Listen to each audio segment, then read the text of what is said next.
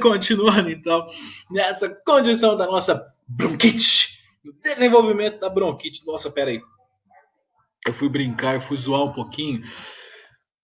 Alterou meu metabolismo aqui, me deu uma alteração de acidose aqui. Peraí. Pronto, estabilizou de novo. Não, é porque eu hiperventilei, liberei muito mais gás carbônico do que entrou O2. Então, assim, meu sangue se tornou altamente alcalino, tá? Porque eu liberei muito gás carbônico. Então, peraí. Pronto, voltei. Turma, dando sequência então aí com o quadro de bronquite do nosso paciente. Vamos falar um pouquinho mais sobre ela. É uma condição patológica importante. Volta aí. Pronto. Que é o exame clínico do paciente. Já pode fazer a ausculta de roncos na estrutura do tórax e da própria ausculta pode estar presente. Logicamente que a história clínica desse paciente, a condição de avaliação, de ouvir o paciente, é que vai falar se o caso dele é agudo, se o caso dele é crônico. E pode ser necessário, aí vai do médico, vai do profissional, fazer uma radiografia de tórax, exame de escarro, exames laboratoriais e a espirometria para verificar a capacidade e a função pulmonar, se ela está ou não preservada, fazendo esse teste adequadamente. Agora, o paciente teve bronquite, pode ter complicação, pode ter problema, pneumonia. Tá? Tanto aguda quanto crônica pode levar a um quadro de pneumonia. Então, se não cuida, não, essa bronquitezinha pode evoluir, pode agravar o quadro. Então, cuidado com o paciente. Se o paciente tem bronquite crônica, tem mais chance de ter aí infecções respiratórias mais comuns, pode ter crise de sibilo, essa crise dessa sensação de chiado, indicando que o paciente está com broncoespasmo. Pode evoluir para DPOC, que é uma doença pulmonar obstrutiva crônica, então ela pode avançar para esse quadro. Pode ter até um enfisema pulmonar, que é um processo em que há uma alteração direta na região dos alvéolos, na troca gasosa, o que vai fazendo com que o paciente force muito mais a respiração. E forçando a respiração, a conformação torácica do paciente, que a condição normal do tórax é o quê? Ligeiramente achatado na área anterior, ligeiramente achatado na área posterior, ou seja, na parte da frente de trás ele é achatadinho e arredondado nas laterais. O tórax normalmente é assim, ele tem um formato oval. Tá? Esse aqui seria um tóraxinho, oval. Só que quando existe a enfisema, de tanto forçar a respiração, o tórax vai fazendo isso aqui com ele, ó. Ele vai se tornando arredondado, ele vai se tornando no formato de barril. É um tórax com enfisema pulmonar. Vocês podem perceber a presença desse tórax de enfisema em pacientes tabagistas. Há muitos e muitos anos, como tabagista, tá, fumante, lá, pode ver, lá, principalmente lá para os idosinhos, você pode perceber que o tórax dele ele não é tão retinho, bonitinho igual o nosso, sim. Ele é ligeiramente arredondado pela questão do enfisema, de forçar essa respiração, de trabalhar com essa musculatura. Insuficiência cardíaca, congestiva, ICC, do lado direito do coração é a possibilidade, e até hipertensão pulmonar podem surgir como complicações de bronquite. Então, não é simplesmente assim, essa bronquite é uma inflamação, é um processo crônico que tem que ser cuidado. Para tratar desse problema, primeiro, eliminar o que causa.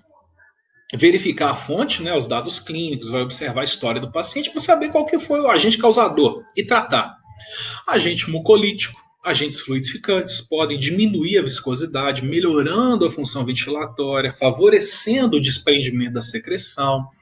O2, se precisar, para trabalhar com inflamação, corticoide, broncodilatador, para favorecer aí um fluxo maior de ar, e até mesmo antibióticos, sendo visualizado o processo inflamatório desenvolvido por bactérias. Broncodilatadores podem ser utilizados.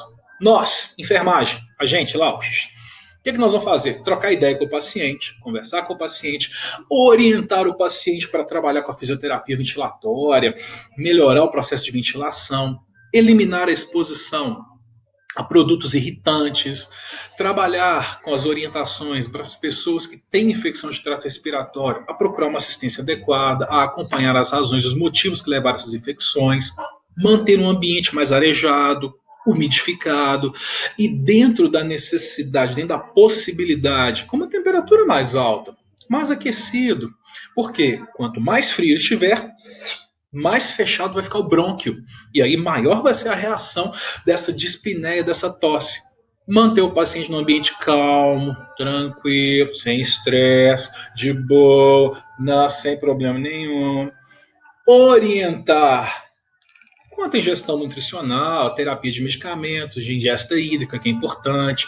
Manter o cuidado com o paciente, quando for trabalhar com oxigenoterapia, tá fazendo as trocas, manutenção da narina, mantendo os volumes adequados de administração, tá? Lembrando aí do umidificador, do fluxômetro, da máscara, do catéter nasal. Administrar os medicamentos de acordo com o que é necessário. Aí vai, com a prescrição, broncodilatador, corticosteroide, antibiótico, e orientar o paciente. Caso ele vá fazer uso em casa, orientá-lo em caso de dúvida sobre isso. Infundir medicamentos lentamente. Monitorar, claro, frequência respiratória e cardíaca, porque esses medicamentos podem ter esses efeitos colaterais no paciente. Fala com o paciente para fazer atividade física. Nossa, mas calma, atividade física. Por quê? Com a atividade física, ele vai trabalhar melhor a função respiratória. Tá? Aqui, ó, quando eu falo atividade física, eu quero fazer maratona e não, tá? Não São Silvestre não. Mas uma atividade física para melhorar esse padrão respiratório, para fazer com que ele respire melhor no esforço e aí quando ele estiver mais tranquilo, mais calmo, não exigir tanto do pulmão.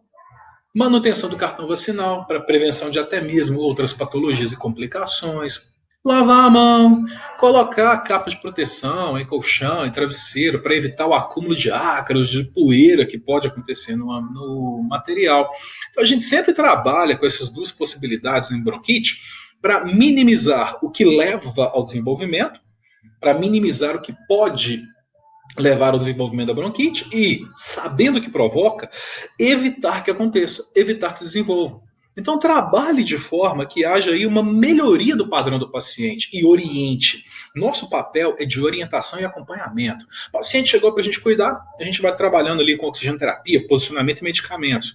Mas no dia a dia do paciente, ele tem que ser orientado. Turma, abraços e nos vemos na próxima aula sem falta. Até!